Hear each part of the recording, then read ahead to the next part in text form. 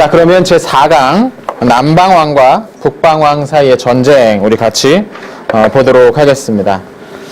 오늘 볼 연대는 기원전 이제 246년부터 188년.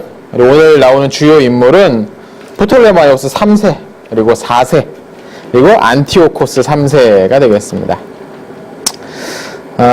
잠깐 이제 내용 한번 보시죠. 밑에 한번 인물들 한번 보시고요. 여기서부터 이제 남방왕과 북방왕의 전쟁이 나오는데요. 이건 이제 다니엘서에 나오는 그 명칭을 따서 한번 붙여봤습니다. 여기서 남방왕은 누굴까요? 네, 이집트, 프톨레마이오스 왕조의 이집트고, 북방왕은 셀레우코스 왕조의 그 시리아, 그쪽 바벨론과 시리아, 그쪽이 이제 북방왕에 해당되는 거겠죠.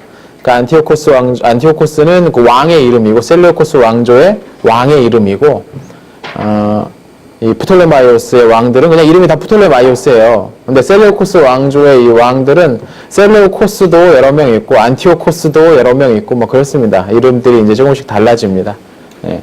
그 내용은 그 뒤쪽에 좀 넘겨보시면, 그 셀레우코스 왕조 35페이지에 보시면, 안티오코스와 셀레우코스가 왔다 갔다 하면서 이름들이 이제 복잡해집니다. 35페이지 하단부에 보시면 그 역대 그 왕들의 계보를 좀 써놨습니다. 여기 보시면 35페이지 하단부에 보시면 나와 있습니다. 셀레우코스랑 안티오코스가 헷갈립니다. 이거 외우려고 하지 마십시오. 네, 안 외워집니다. 이거 안 외워집니다. 외우려고 하지 마시고 그냥 딱 중요한 몇몇만 이렇게 우리가 이름을 좀 기억해 주시면 좋겠습니다. 자, 먼저 프톨레마이오스 3세 한번 보시죠. 간략하게 한번 인물 한번 평 볼까요? 프톨레마이오스 왕조의 3대 왕이겠죠. 3세니까. 네, 그런데 뒤에 가면 이것마저 이제 헷갈리기 시작합니다. 에우에르게테스입니다. 에우에르게테스. 네. 에우에르게테스. 요 단어가 신약 성경에 딱 한 번 나옵니다. 에우에르게테스가 신약성경에 딱 한 번 나오는데 어디 나오냐?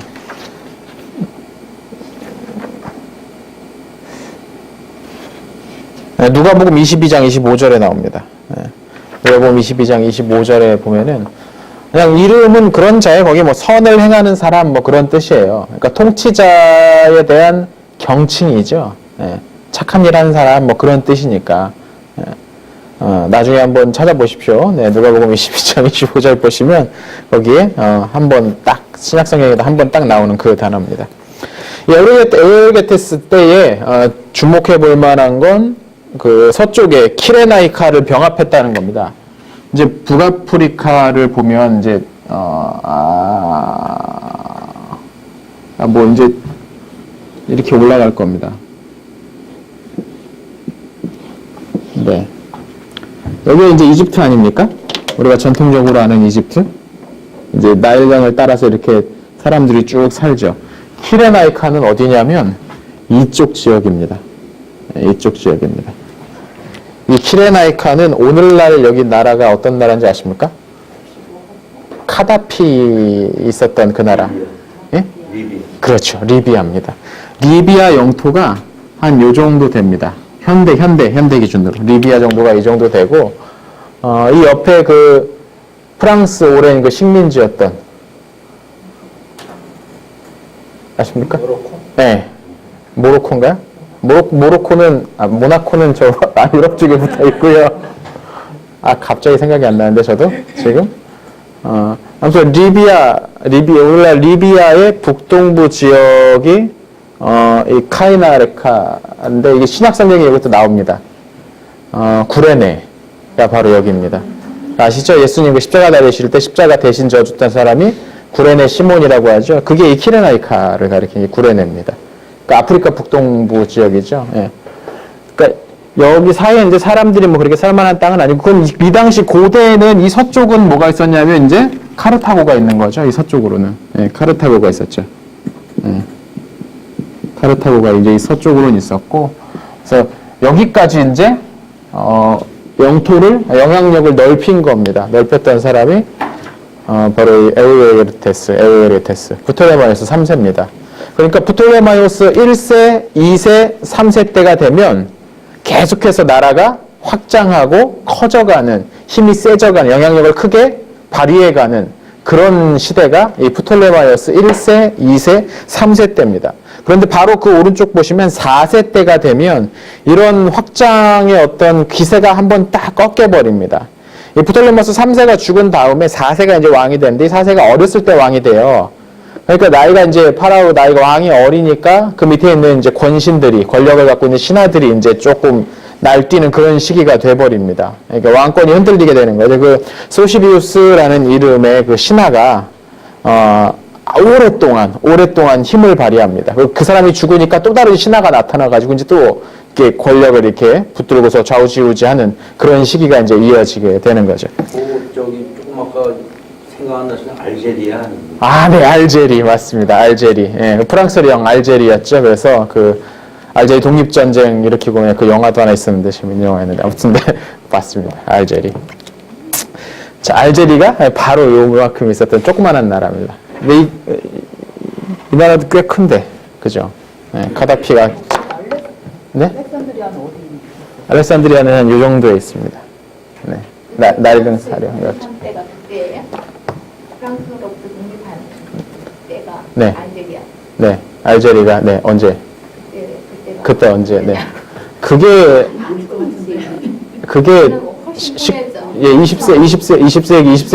20세기 들어서입니다. 알제리. 제국주의 시대가 끝나고 나서, 네. 예.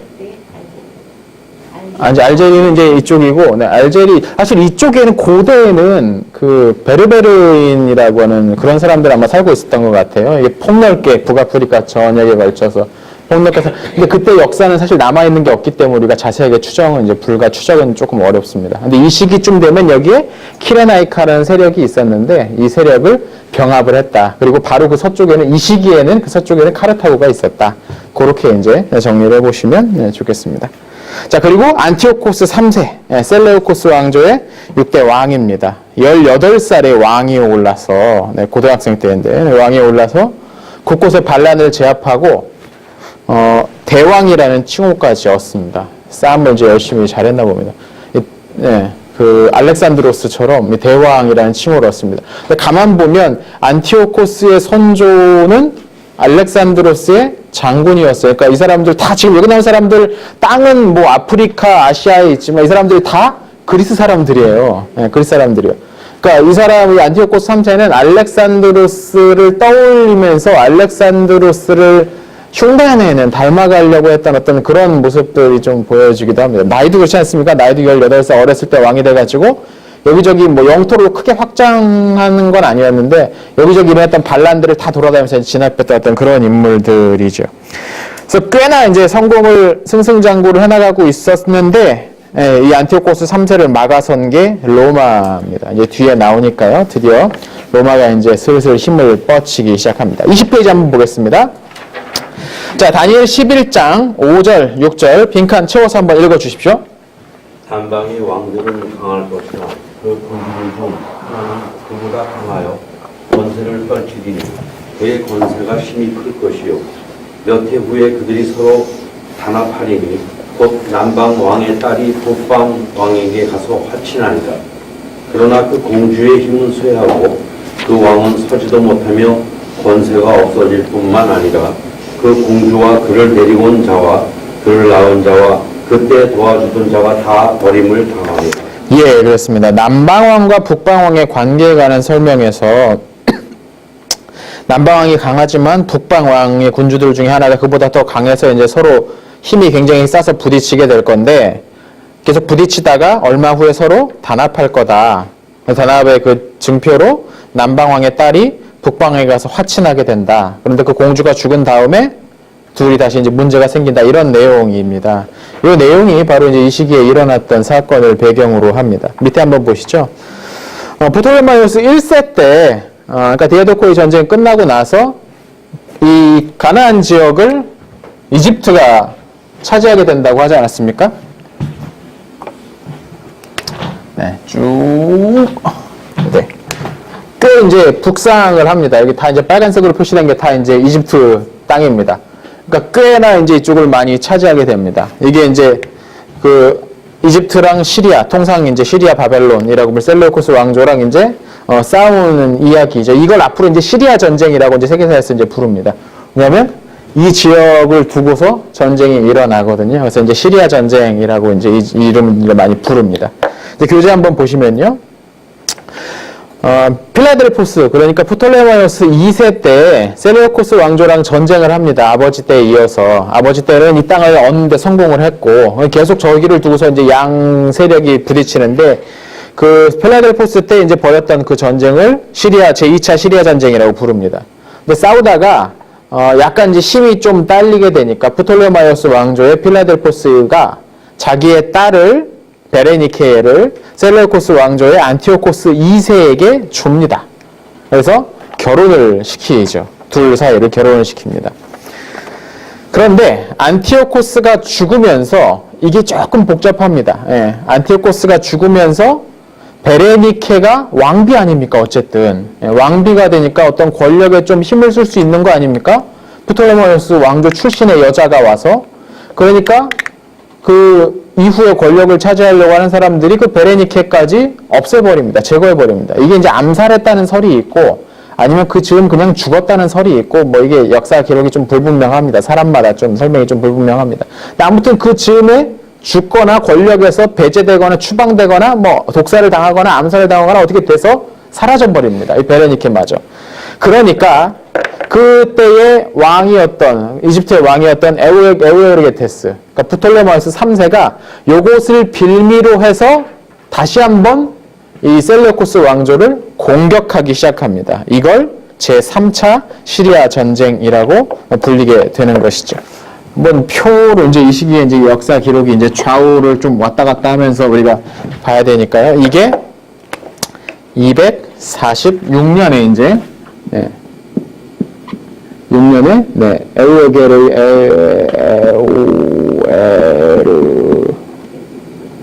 이름이 참돼 게테스 즉위 246년에 즉위합니다. 그런데 이때 셀레우코스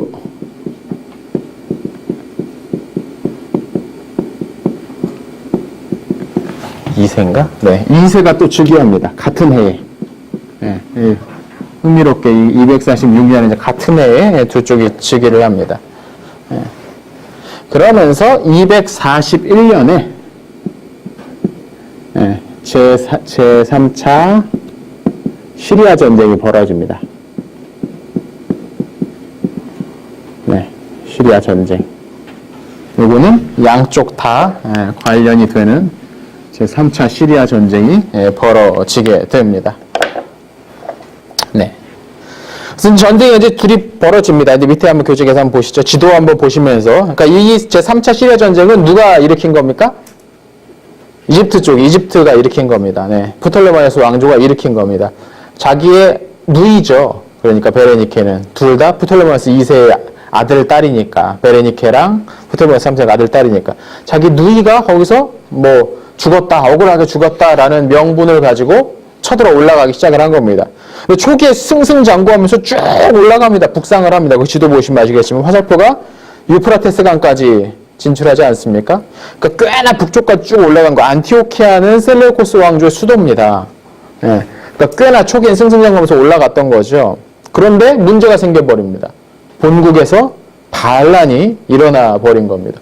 그러니까 본국의 본진이 이제 반란이 일어나니까 그걸 두고서 그냥 올라갈 수가 없게 되는 거죠. 그래서 할 수 없이 군대를 돌립니다. 그러니까 전세가 역전되지 않습니까? 셀레우코스 2세가 다시 군대를 몰고 쭉 밀고 내려옵니다. 그래서 다시 시리아 북부 지역, 그러니까 수도를 비롯한 그 시리아 북부 지역을 다시 이제 회복을 하고 다시 으쌰으쌰 해가지고 남쪽으로 계속 밀고 내려오던 찰나에 이번에도 셀레우코스 왕조 안에서도 또 반란이 일어나 버린 겁니다. 그러니까 힘이 양쪽이 다 싹 빠져버린 거죠. 그래서 그냥 전투는 그냥 평화협정을 맺는 걸로 현상 유지, 그냥 그렇게 소득 없이 끝나버리고 맙니다. 이게 241년에 이 제3차 시리아 전쟁이 종료가 돼버리니까 그러니까 그게 몇 년 동안 했던 전쟁이 이렇게 종료가 돼버린 거죠. 자, 222년에 에우에르게테스가 죽고 그의 아들인 필로파토르가 왕이 됩니다. 필로파토르면 필로 하면 지난번에 말씀드렸죠. 필을 하면 사랑하다란 말이고 파토르 하면 아버지란 뜻입니다. 아버지를 사랑하는 자, 뭐 그런 뜻이죠. 소시비우스가 이제 어린 17살짜리 애를 왕으로 앉혀놓고 자기가 이제 뒤에서 실권을 이제 막 주장을 하는 거죠. 그리고 이 시기에 이집트 토착민들이, 그러니까 이집트 원주민들이 반란을 이제 일으키기 시작을 합니다. 그러니까 본격적으로 이제 내부에서 막 복작복작하는 그런 일이 벌어지게 되는 거죠. 자, 이렇게 되니까 원래 이 팔레스타인 지역, 유대 지역은 누가 다스린다고요, 지금? 누가 다스립니까? 이집트의 영향 아래서. 왜냐면 이 전쟁 끝나고 나서 그냥 원래대로 그냥 돌아가자. 여기 원래 먹었던 땅만 이제 돌려주고 그냥 다시 이집트가 이 시리아 남부 지역만 차지하는 걸로 현상 유지하면서 끝나버리지 않았습니까? 전쟁이. 그러니까 이 지역은 여전히 이 이집트 쪽 땅이에요. 이집트 쪽 땅이에요. 그런데 지금 이집트 상황이 어떻습니까? 네, 굉장히 안 좋습니다. 지금 뭐 자기들끼리 내부에서 막 반란 일으키고 전쟁이 일어나게 하는데 소득도 없고. 그러니까 이때에 이 유대의 대제사장이 드디어 이제 말 좀 하는 대제사장이 한 명 등장을 하는데 그게 바로 오니아스 2세입니다. 이 오니아스 2세가 딱 가만 보니까 이집트가 지금 힘이 좀 약해지네 싶은 거죠. 그러니까 우린 더 이상 세금 반치지 않겠어 라고 선언을 딱 해버립니다. 용감합니다. 그러니까 이런 조치가 근데 싫었던 사람들이 있습니다.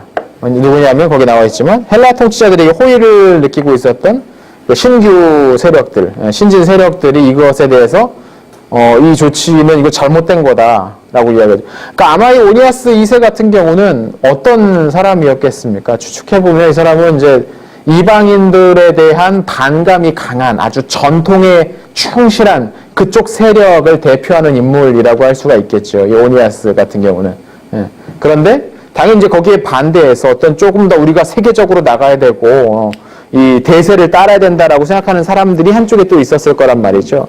그러니까 그 사람들을 대표했던 인물이 누구냐면 거기에 나오는 것처럼 요셉이라는 인물이 등장을 합니다. 이때 요셉이라는 인물이 등장을 합니다. 그래서 양쪽이 아마 갈등이 있었던 것 같아요. 이 예루살렘 안에서 유대 지역 안에서 양쪽에 갈등이 있었던 것 같아요.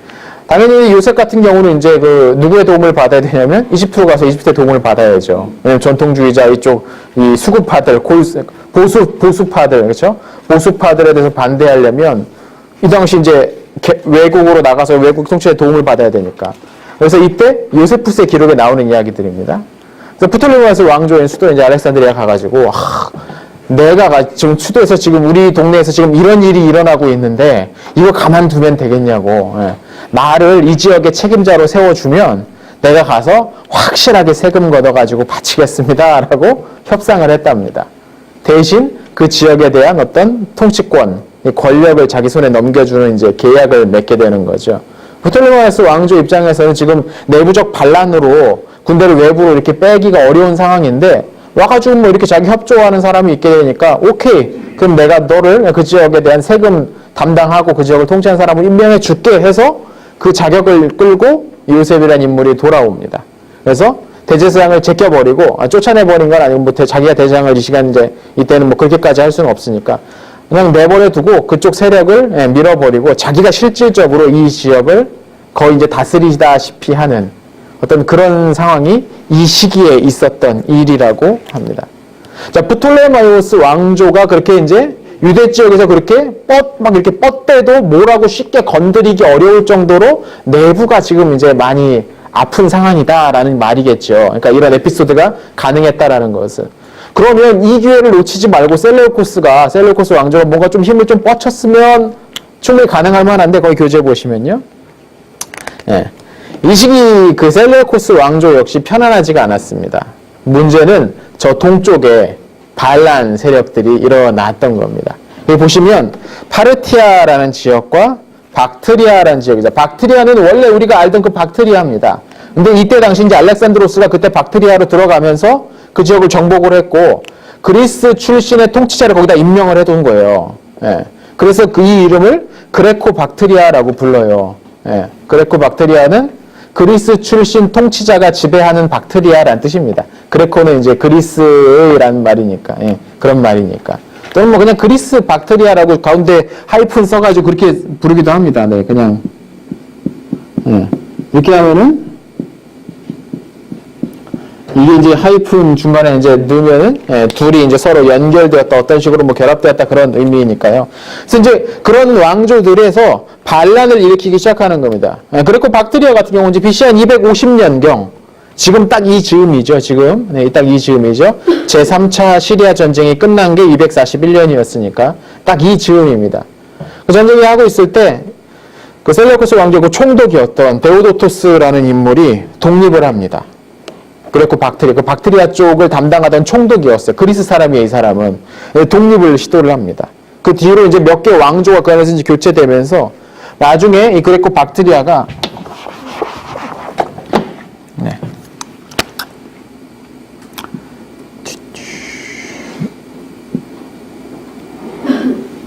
여기 이제 인도 있지 않습니까? 그렇죠? 여기 이제 박트리아란 말이죠.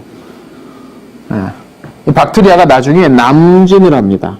그래서 인도로 들어갑니다. 세력을 넓혀가지고 인도로 들어갑니다. 그래서 인도 이 북부 지역에 그 인도 그리스 왕국이라고 불리는 새로운 시기가 이제 이 시간에 있습니다.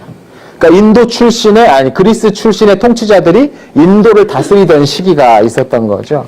이걸 이제 뭐 인도 그리스 왕국 국이라고 부르기도 합니다. 이제 이렇게 나라가 크면, 나라가 이제 커지면 저거 혼자 다 다스리지 못하고 분할해서 다스리게 되거든요. 그래서 나중에 이쪽 본국이 조금 약해지니까 여기서 독립해가지고, 여기 있는 사람들 왕족끼리 또 독립해가지고 우리가 왕이다 하고서 이제 그리스 사람들이 여기저기 이제 진출하는 겁니다. 그러니까 인도 밑에 피지배층은 인도인데 다스리는 사람들은 그리스 사람들, 지배층 그리스 사람인 시기가 이 시기에 이제 있었던 거죠. 이 시기 이제 되면서 인도 쪽에 그리스 양식의 뭐 문화라든지 그런 것들이 많이 들어가게 됩니다. 그래서 이제 우리가 잘 아는 그 불상 같은 것들도 이제 만들어지기 시작을 하는 거죠. 뭐 소위 이제 간다라 예술이라고 불리는, 가끔씩 이제 그런 거 하지 않습니까? 그 박물관 같은 데서 이 간다라 미술 양식이라는 게 그리스 쪽의 미술 양식이 인도로 들어가서 두 개가 융합해서 나오게 되는 그런 문화를 가리킵니다. 이게 이제 간다라 양식이죠. 그러니까 원래 인도 사람들은 자기 그 신을 그렇게 그러니까 인도 사람들은 신상을 아주 정교하게, 지금 남아있는 것만 봐도 아주 정교하고 비례도 막 그렇고 진짜 실제 사람처럼 만들지 않습니까? 근데 이런 문화들이 불상으로 들어가게 된 게 이제 이 사람들 때문이라는 거죠. 인도로 들어간 이 지배층에서 그렇게 생각하고 그렇게 만들어 놓으니까 그게 이제 퍼지게 되는 겁니다. 참고로 이제 박트리아가 한자로 하면 대하입니다. 대하. 대하라고 부릅니다. 새우가 아니고요. 대하라고 부릅니다. 이게 박트리아를 가리키는 한자 나라 이름입니다.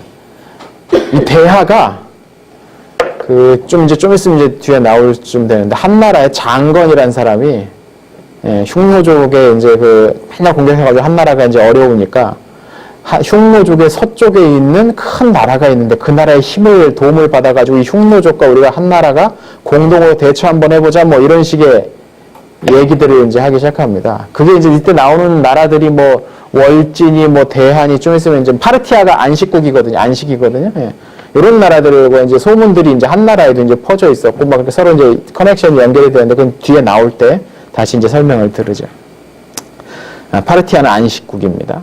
파르티아는 이제 247년에 아르사케스 1세라는 사람이 창시합니다. 아르사케스 1세라는 사람이 창시합니다. 241년에 창시했는데 자기를 페르시아의 아르타크세르크세스 2세 후손이다 내가 라고 이제 주장을 합니다. 그러니까 자기가 페르시아의 후손이다라고 하면서 파르티아가 시작이 된 거죠. 근데 실제로는 아마 그렇지 않을 겁니다. 왜냐하면 페르시아의 본거지는 이 지역입니다. 원래가 이 지역입니다. 이란 남부죠, 오늘날. 근데 이 파르티아의 본거지는 이쪽 이란 북부 지역입니다. 그러니까 아마 서로 이렇게 민족적 연관은 아마 없을 텐데, 이 지역에서 페르시아보다 강한 나라가 없었거든요. 그러니까 그 명성을 자기가 이제 그걸 받아가지고 내가 그 후계자다라고 하면서 나를 따르라, 아마 그렇게 하기 위해서 이제 만들어낸 설 같아요. 자, 아르사케스 1세가 이제 만들어냅니다. 그런데 잠깐 이제 진압을 당하죠. 지금 이제 설명해 드리는 이런 일들 때문에 진압을 당합니다. 그래서 247년에 처음 이제 기치를 걸었다가 진압을 당해서 한동안 숨죽이고 있다가 다시 227년경에 한 20년 후에 다시 이제 완전히 독립을 하기 시작하죠. 그때부터 이제 파르티아가 시작이 된다고 할 수가 있겠습니다. 자, 그러니까 셀레우코스 왕조도 이 동부에서 반란이 계속 일어나니까 이 프톨레마이오스 왕조랑 정면 대결을 할 만큼 군대를 그쪽으로 확 당겨올 수가 없는 상황인 거예요.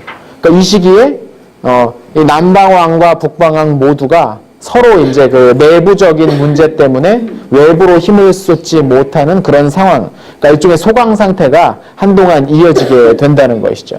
이런 상황을 이제 조금 휘저어 놓은 사람이 등장을 하는데 그게 바로 안티오코스 대왕이라고 불리는 우리 그 안티오코스 3세 아까 봤던 바로 그 인물입니다. 밑에 한번 21페이지 다니엘 11장 한번 읽어 주십시오. 네, 네. 저기 그 프톨레마이오스 3세예요. 네. 결혼을 자기 누이하고밖에 안 한 거죠, 그러면? 그것까지는 모르겠어요. 네. 네. 앞에 이 설명에 보면 네. 결혼을 통해서 구레네하고 그쪽으로 확장을 했다고. 아, 네네네. 그렇네요. 네. 정략 결혼 같은. 그렇죠. 네. 그건 아닌 거죠. 아, 정략 결혼을 한 거죠. 결혼한 네네네. 아니, 뭐, 부인은 여러 명 있을 수 있습니다. 네. 부인이 한 명만 있는 건 일부 1처 시대는 아니니까요, 이 시대가. 네. 그렇습니다. 힘들었겠습니다. 네. 한 명도 힘든데. 네. 자, 한번 읽어주시죠. 21페이지. 네. 다니엘 11장. 내 아들들이 전쟁을 준비하고 힘이 많은 자들을 모아서 물이 넘침같이 나올 것이며 그것도 나와서 남방왕의 견고한 불까지 칠 것이요 남방왕은 크게 모여 나와서 북방왕과 싸울 것이다. 북방왕은 큰 무리를 일으킬 것이나 그 무리는 그의 손에 넘겨준 바 되리라. 그가 큰 무리를 사로잡은 후에 그의 마음이 스스로 높아져서 수만 명을 엎드러뜨릴 것이나 그 세력은 더하지 못할 것이요 북방왕은 돌아와서 다시 군대를 전부 다 더 많이 준비하였다가 몇 해 후에 대군과 많은 물건을 거느리고 오리라. 예. 한 힘센 북방왕 한 놈이 나와가지고 여기저기 휘저을 거 그런 내용이죠. 바로 이 힘센 한 명의 북방왕이 이제 살피게 될 안티오코스 3세라는 겁니다. 22페이지 한번 보겠습니다. 자, 223년에 안티오코스 3세가 즉위합니다. 네, 3세가 즉위합니다. 사실 이 앞서서 셀레우코스 3세라는 또 다른 왕이 225년에 이제 왕위에 오르긴 하는데, 셀레우코스. 네. 3세가 왕위에 오르긴 하는데 전쟁 나갔다가 죽어버려요. 그래서 어린 나이에 왕위에 오르게 되는 겁니다. 이제 선왕이 죽어버리게 되니까 어린 나이에 이제 왕위에 오릅니다. 이게 223년이었습니다. 18살이라고 했죠. 초기에 이제 어린 나이 왕 됐으니까 또 이제 내부적으로 이것저것 좀 힘든 그 과정들이 있었습니다. 그걸 이제 다 극복하고서 권력을 이제 점점점 강하게 한 다음에 219년에 제4차 시리아 전쟁, 시리아 전쟁 4차가 벌어지게 되는 것이죠. 양쪽 다 관련되어 있습니다. 그래서 막 남쪽으로 이제 내려오기 시작합니다. 거기 나오죠. 이제 지도에 나오죠. 이번에는 4차는 누가 먼저 일으킨 겁니까? 그러면 셀레우코스가 먼저 일으킨 겁니다. 3차는 프톨레마이오스가 일으킨 것이고, 자, 셀레우코스가 이제 일으킵니다. 막 신나게 내려옵니다. 막 내려옵니다. 그러니까 막 기세를 쫓아서 막 내려오니까 이 당시 이집트 상황은 어땠다고요? 반란 막 일어나면서 지금 힘을 단번에 그걸로 돌릴 수가 없다고요. 외부 쳐들어왔다고 전쟁 났다고 해서 반란 진압하다 말고 야, 그 군대 몰고 다 절로 가라고 할 수는 없잖아요. 이때 이제 소시비우스가 가서 마을로 지연을 하는데 성공을 합니다. 시간을 끄는데 성공을 합니다. 항복할 것처럼 막 뭐 해줄 것처럼 막 이렇게 하면서 마을로 시간을 끌기 시작을 합니다. 여기 시간을 끌면서 다른 곳에 있는 병력들을 모아서 217년에 라피아라는 곳에서 대규모 전투가 벌어집니다. 그 라피아는 거기 지도에 나오죠. 빨간색. 거기입니다. 거기서 전투가 딱 벌어집니다. 근데 전투 초반은 안티오코스에게 유리했는데 보십시오. 양군 병력 보십시오. 7만 8만 장난 아닙니다. 알렉산드로스가 최대 때 4만 끌고 다녔을 텐데 장난 아니죠. 근데 초반에는 안티오코스 3세가 막 유리했는데 나이가 아직 어리다 보니까 너무 깊숙이 들어가 버렸죠. 그래서 역습을 받아가지고 후퇴하게 됩니다. 그러니까 이 전쟁은 결과적으로 프톨레마이오스 왕조가 이긴 전쟁입니다. 그런데 침략을 누가 했냐면 셀레우코스 왕조가 했잖아요. 그러니까 프톨레마이오스가 이겼다고 해서 얻을 건 별로 없습니다. 막아내는 데 성공했다라는 얘기지. 그죠? 막아내는 데 성공을 합니다. 그런데 여기서 이게 또 역설적인 일이 벌어집니다. 이때 이집트의 군대가 셀레우코스를 막아낼 수 있었던 이유 가운데 하나가 뭐냐면 반란 세력들한테 제안을 한 거죠. 지금 일단 우리가 쳐들어왔으니까 너네가 우리를 도와서 이 쳐들어온 시리아군 셀레우코스를 막아줘라. 그러면 너희의 조건들을 우리가 원하는 대로 이런 것들은 우리가 제안할 수 있다. 이런 식으로 이집트 토착민들을 데려다가 싸우러 나간 거예요. 근데 이 사람들 데리고 나갔는데 너무 잘 싸워서 이겨버린 거죠. 그렇게 되니까 전쟁이 끝나고 나서 이집트 토착민들이 원주민들이 생각하기에 야 우리 힘이 좀 센데? 라는 생각을 딱 하게 된 겁니다. 자기들의 힘을 자각하기 시작한 거예요. 그랬더니 그리스 통치자들 한 줌밖에 안 되는 이 그리스 통치자들 야 얘네 뭐야 그냥 제껴버려 이거 별거 아니네 우리 충분히 힘 있어 라고 하면서 이 그리스 이 원주민들의 이때부터 독립에 대한 어떤 그 투쟁이 훨씬 더 이전에 비해서 격렬해지기 시작합니다. 그러니까 셀레우코스 왕조에서 싸움에서 이기긴 해서 막아내긴 했는데 내부의 문제는 이전보다 훨씬 더 폭발적으로 막 일어나기 시작했다는 거죠. 이게 전쟁에 이겼는데 도리어 문제가 돼버리는 그런 상황이 발생을 해버린 겁니다. 그러니까 이때부터는 전쟁에 이겼으니까 그 다음은 역습해서 올라갈 차례인데 수비에 성공했으면 공격해야 되는 거 아닙니까? 그 차례인데 그렇게 할 수가 없어져 버린 거죠. 완전히 한동안 힘을 내부에만 완전히 쏟아버리게 됩니다. 이건 셀레우코스 왕조의 안티오코스 3세 입장에서는 참 다행인 일이죠. 공격을 했다가 확 찔렀는데 실패하고 돌아왔어요. 그럼 이만저만 위험할 때 역습을 당하면 이만저만 위험한 게 아닌데 이건 그 사람 입장에서 굉장히 다행인 일이 된 겁니다. 근데 그렇다고 해서 안티오코스도 여유가 있었느냐? 그렇진 않은 거죠. 왜요? 이 시기에 전쟁 나가서 져버렸습니다. 그러면 이 셀레우코스 왕조의 영토 보시면 아시겠지만 지도를 보시면 아시겠지만 동서에 걸쳐서 굉장히 커요. 이 영토들이. 이렇게 큰 데서 지배자가 나가서 싸웠다 졌다 싶으면 각 지방에서 중앙에 대한 신뢰나 아니면 충성도가 급격히 떨어지게 됩니다. 다른 말로 하면 반란이 일어나기 딱 좋은 그런 상황이 돼버린다는 거예요. 왜? 군대 있는 힘 다 해가지고 지금 7만이나 되는 군대를 끌고 가서 싸우다가 상당수가 전사에 벌고 잃어버렸단 말이죠. 그러니까 중앙에서 사용할 수 있는 군대가 줄어들어 버리니까 이 틈을 노려서 지방에서 확 들고 일어나는 거. 이건 진짜 좀 치사하긴 한데 이 시기에는 당연한 그런 선택인 겁니다. 그래서 반란들은 막 일어나기 시작합니다. 그러니까 안티오코스 3세도 어쩔 수 없이 당분간은 동서를 오고 가면서 영토 안에 자기 세력권 안에 있는 그 세력들을 반란 세력들을 진압하러 다닙니다. 지도 한번 그 밑에 교재 한번 보시면요. 그래서 동쪽으로 파르티아와 박트리아 지역의 반란 세력을 완전히 제압합니다. 그래서 한동안 숨을 죽이게 되죠. 그쪽에 잠시 숨 죽입니다. 그리고 인도 북부의 부족들과 우호 관계를 맺습니다. 여기에서 인도 북부의 완전히 지배한 것도 아니에요. 완전히 지배한 것도 아닌데 그렇게 선전을 하는 거죠. 야, 내가 가서 알렉산드로스 대왕이 이전에 했던 것 같은 업적을 내가 세웠다 하면서 인도까지 내가 가서 거기를 정복하고 왔다라고 돌아와서 본국에 와서 소문을 막 퍼뜨립니다. 그러면서 만든 별명이 안티오코스 대왕이라는 표현인 겁니다.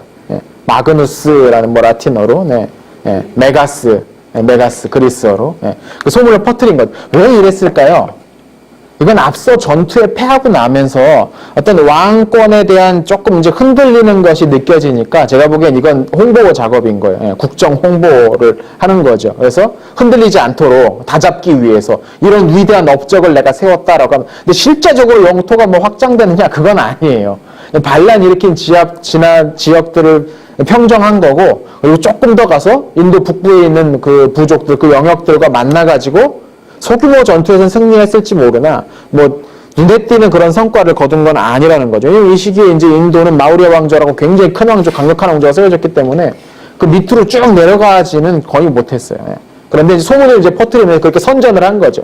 안티오코스 대왕이다. 명성이 중요한 거 아니겠습니까? 이렇게 큰 땅 이 시기에는 뭐 뉴스가 있습니까? 사진이 있습니까? 동영상이 있습니까? 소문을 퍼뜨리면 그런가 보다 하는 거죠. 굉장히 중요한 어떤 그런 것 중에 하나입니다. 그래서 막 동전 발행하고 하는 것도 다 그런 이유인 거죠. 자, 그렇게 막 이제 동쪽에서 정리를 막 하고 있을 때 205년경에 에우에르게테스가 죽고 필로파토르가 왕이 됩니다.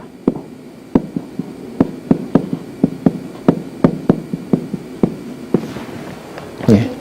에피파네스 죄송합니다. 네. 이름 헷갈렸습니다. 네. 아까 끝났죠? 네.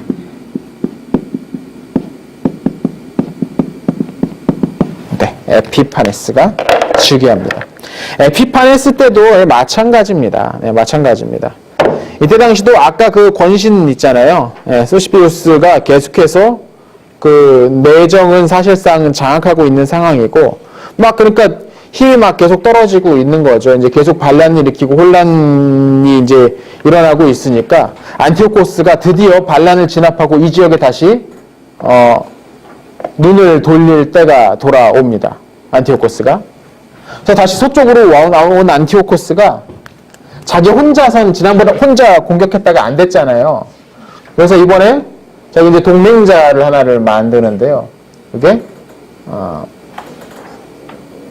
네, 바로 이 마케도니아입니다. 네. 이 마케도니아에는 당시에 안티고노스 왕조가 세워져 있었어요. 그 데메트리오스가 이제 주권 세워져서 안티고노스 왕조가 세워졌는데 이때 당시 왕이 필리포스입니다. 이 이름이 되게 좋은 이름인가 봐요. 이 필리포스 5세가 안티오코스 3세랑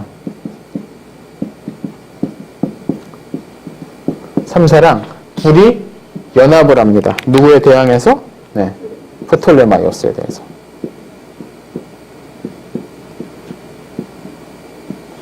프톨레마이오스에 대항해서 연합을 합니다. 뭐라고 이때 협정을 뭐라고 맺냐면 이렇게 얘기하는 거죠. 지금 프톨레마이오스가 내부 반란 때문에 안이 복잡하지 않냐. 외부로는 신경을 못 쓸 거다. 그런데 이때 당시 프톨레마이오스가 외부에도 식민지를 가지고 있어요. 땅을 가지고 있었거든요. 뭐 로도스 섬 같은 경우 지난번에 말씀드렸지만 프톨레마이오스 1세 때, 그죠? 그리고 이쪽에 그 구브로, 키프러스, 뭐 이런 섬들이, 키프러스 같은 섬들이 다 이 프톨레마이오스, 그리고 그리스 남부 지역에도 사실상 영향력을 발휘하고 있었고 제법 이제 힘을 쏟고 있었단 말이죠.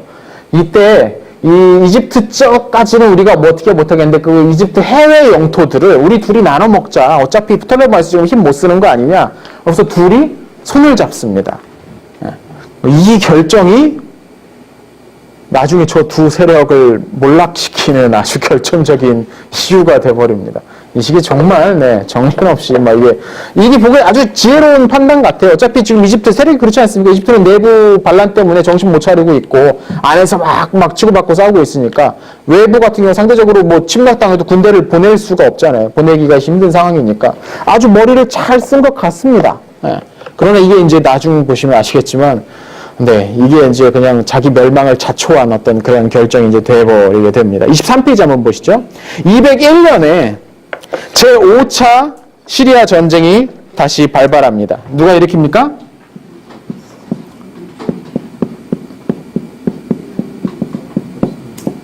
안티오코스가 일으킵니다. 자, 안티오코스 3세가 다시 한번 일으킵니다. 다시 한번 일으킵니다. 여기 보시면 페니키아와 남부 시리아 지역, 그러니까 우리가 보는 지금 팔레스타인 지역, 그 지역을 이제 공격해 내려오기 시작했다는 거죠. 그래서 파네아에서 큰 승리를 거두는데 파네아가 어디냐면 이쪽에 있습니다. 여기 갈릴리가 있고 요단강이 있고 사이가 있지 않습니까? 파네아라고 하면 이 갈릴리 북부 지역에 있는 도시 쪽입니다.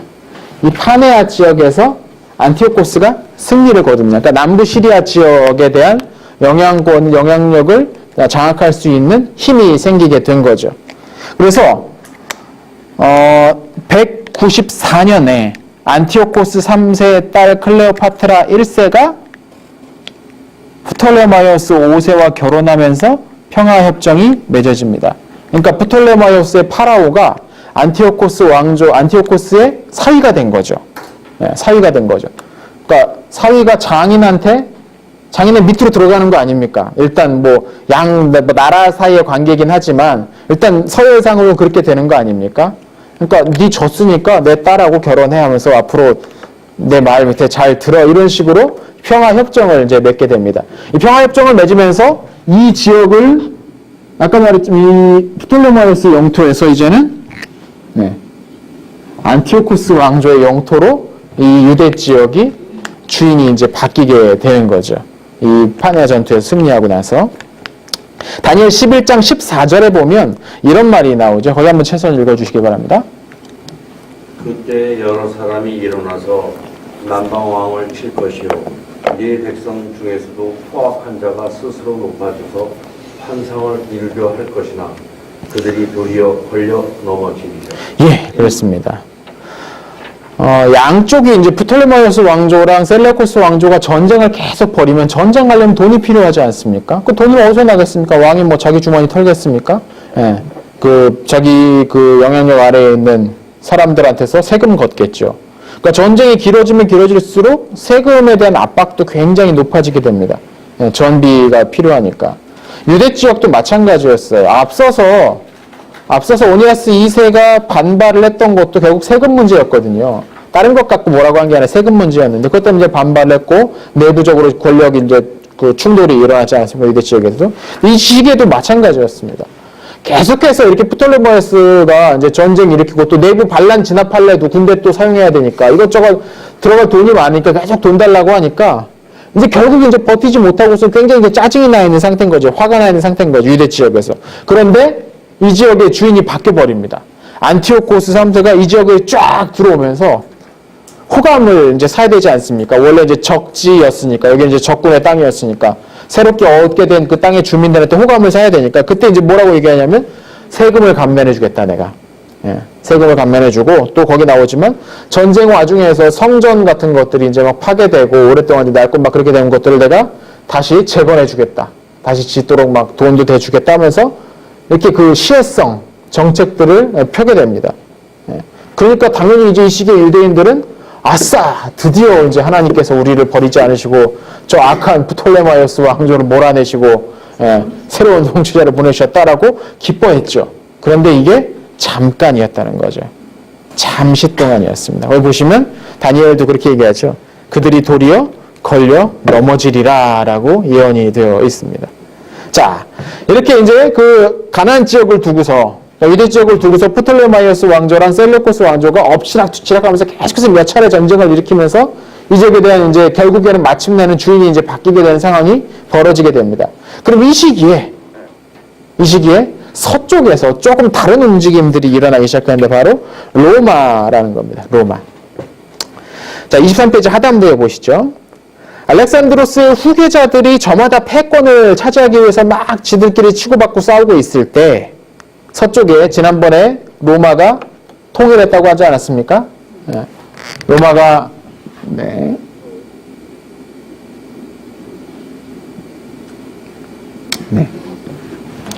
로마가 통일하고 나서 너무 정교해서 놀라셨습니까? 네.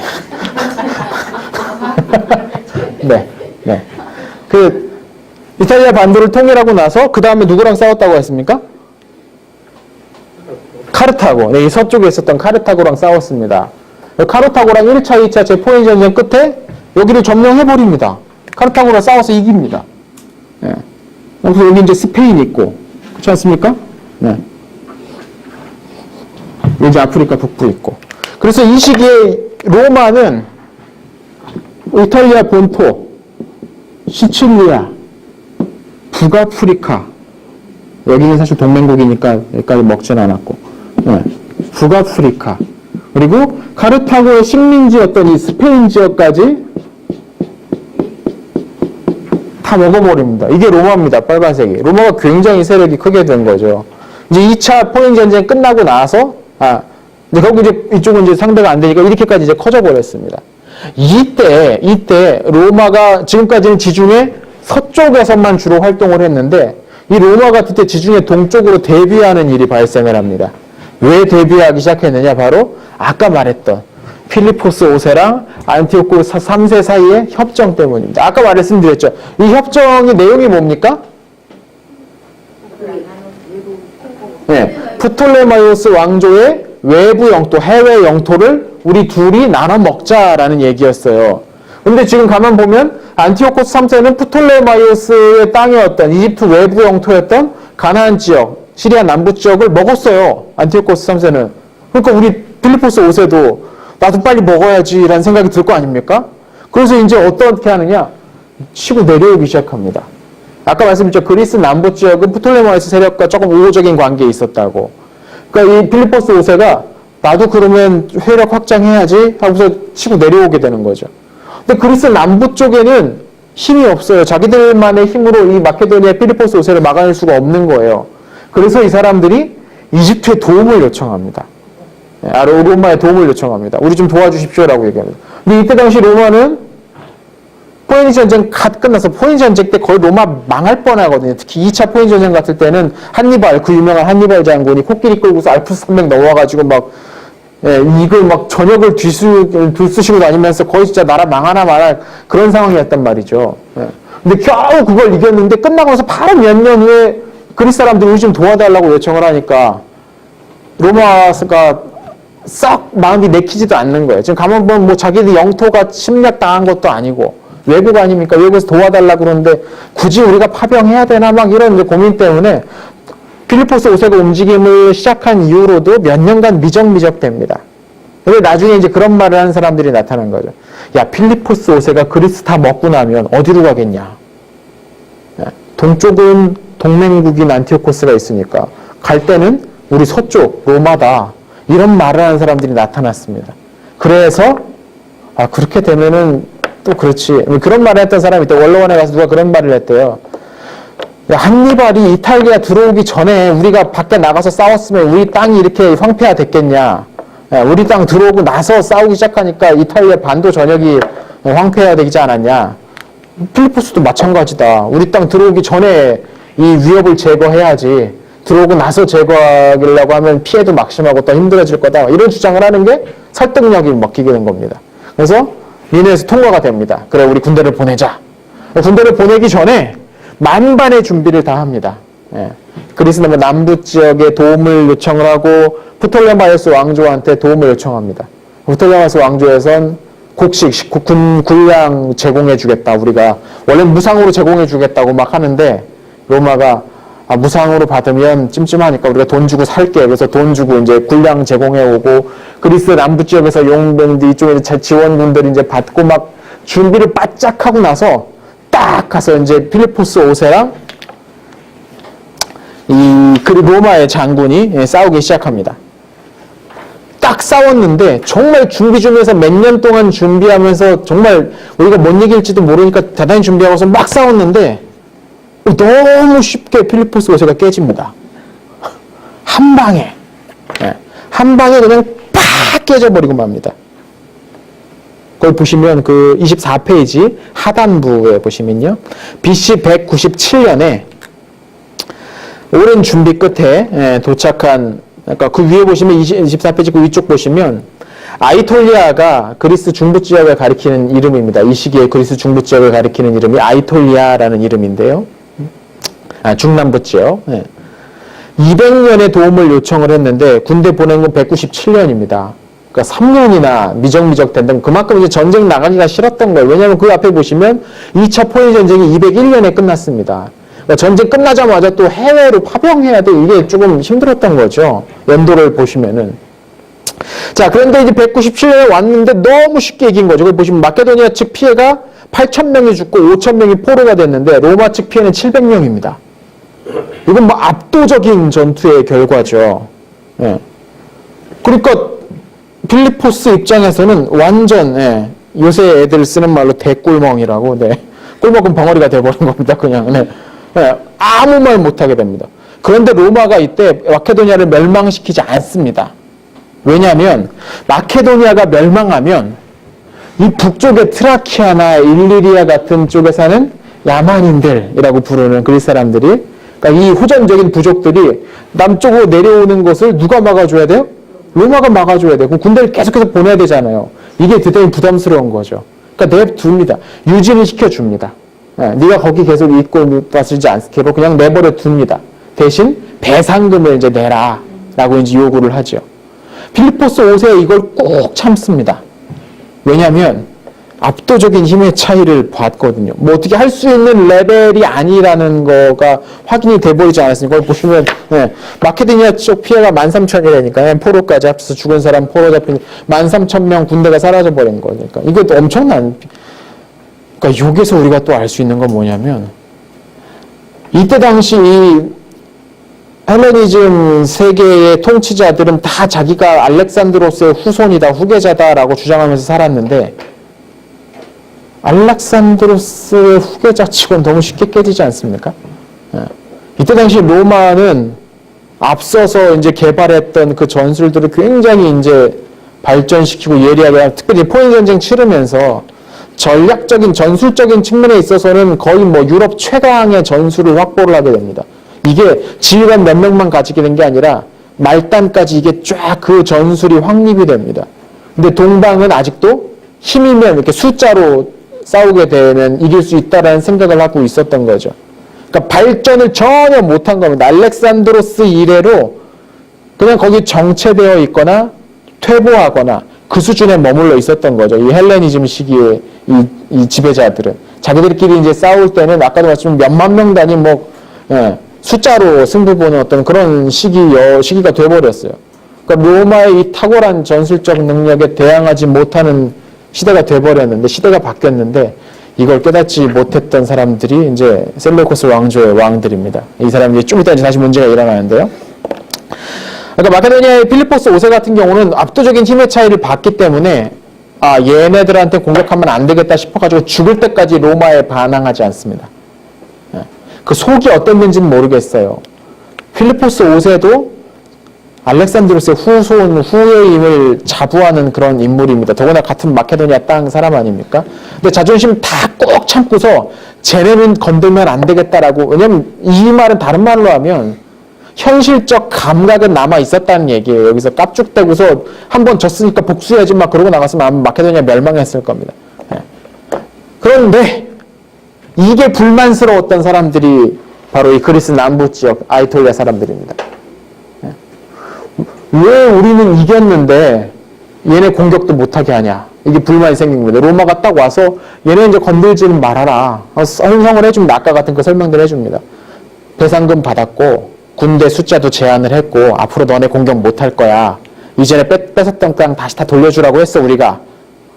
근데 얘네 없애버리면 어떻게 되겠냐. 저 북쪽에 그 야만인들 쳐들어왔을 때 니네가 직접 나가서 막을래? 얘기를 하니까 이게 이성적으로는 납득이 되는데 감정적으로는 납득이 안 되는 겁니다.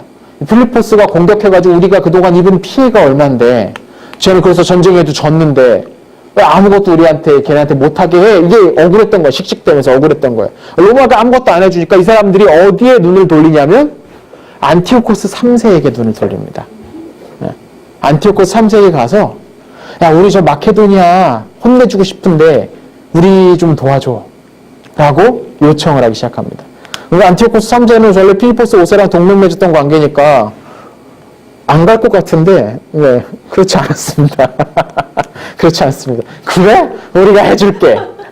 이쪽 안티오코스 3세 입장에서는 이번 기회에 그리스로 진출할 수 있겠구나라는 생각을 했던 겁니다.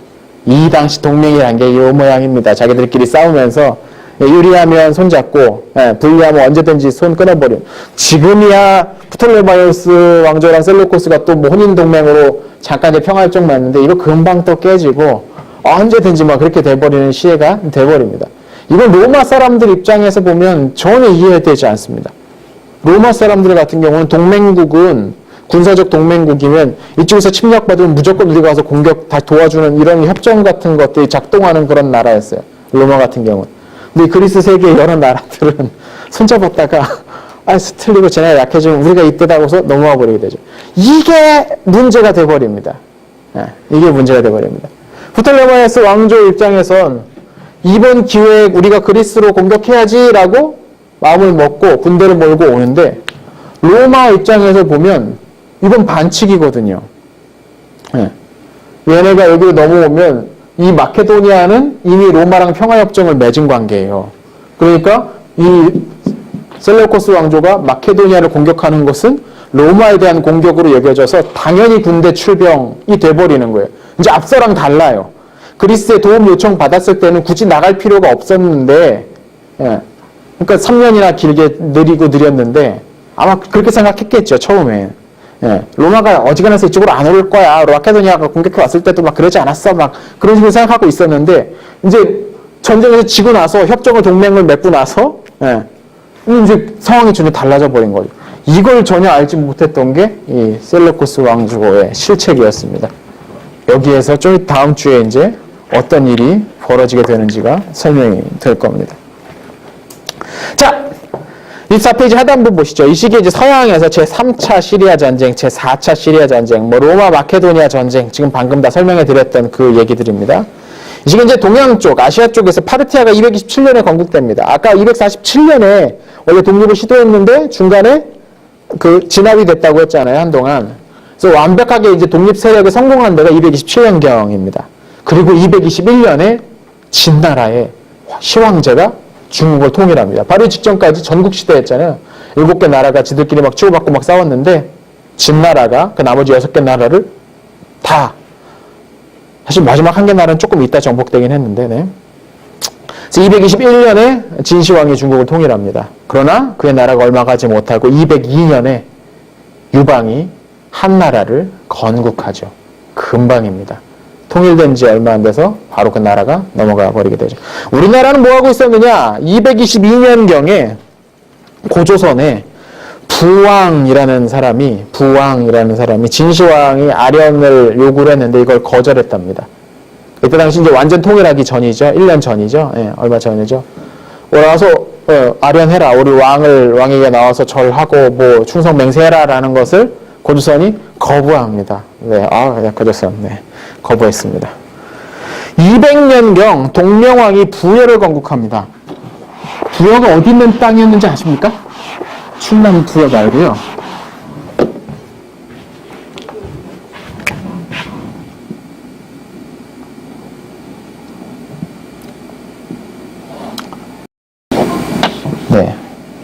고조선 영토가 사실 뭐 정확하진 않습니다. 뭐 남아있는 지도가 남아있는 것도 별로 없고, 뭐 고조선 영토가 이 한반도 북부 지역 뭐 어간이라면, 이게 이제 고조선이라면 부여는 그보다 조금 더 북쪽이었던 것 같습니다. 여기가 이제 조선이고, 이 부여가 아주 중요한 나라입니다. 부여가 고구려가 나중에 이 교재 맨 마지막 장에 이제 고구려가 처음 나오는데요. 고구려가 나라를 처음 세웠을 때 졸본 부여라고 불렀습니다. 자기들이 이제 부여에서 갈라져 나왔다고 불렀고, 백제 같은 경우는 남부여라고도 자기 나라를 나중에 부를 정도였습니다. 그러니까 우리는 부여의 후손이다라고 했던 사람들이죠. 그러니까 신라 빼고서는 다 이 부여와 관계되어 있는 그런 땅인데, 그 부여가 이 북쪽입니다. 저 북쪽에. 이 부여가 200년에 동명왕이 이 부여를 건국한 것으로 알려져 있습니다. 드디어 이제 우리나라가 조금 더 자세하게 나오죠. 그리고 194년에 위만이라는 사람이 반란을 일으켜서 고조선의 왕이 됩니다. 이 위만은 원래 연나라 사람이라고 하는데요. 연나라가 망했지 않습니까? 진나라한테. 망하고 나서 연나라 유민들이 고조선으로 많이 들어왔대요. 지난번에 말씀드렸죠. 연나라는 바로 이쪽이었다고. 요서 뭐 이쪽 지역이었다고. 그래서 연나라 사람들이 고조선에 왔더니 고조선의 왕이, 그래, 그러면 네가 우리나라의 서쪽을 지켜라. 땅을 내어줄 테니까. 그래서 이 서쪽 지역을 이제 다스리는 그 지배자로 임명이 됐는데, 위만이 군대를 몰고서 도성을 침범해서 왕을 죽이고 스스로 자기가 왕이 됩니다. 그래서 이때부터는 위만 조선이다, 뭐 이런 말을 하기도 합니다. 고조선이 이제 왕조가 바뀐 거죠, 고조선이. 이런 시대입니다. 이런 시대에 서쪽에서는 이렇게 정신없이 싸우고 있었고 우리나라도 이 지역에 이제 이런저런 이제 조금씩 본격적인 움직임들이 나타나고 있었다. 중국은 드디어 통일을 됐다. 뭐 이 정도 이 시기에 관련된 내용을 설명할 수가 있겠습니다. 자, 여기까지 하도록 하겠습니다.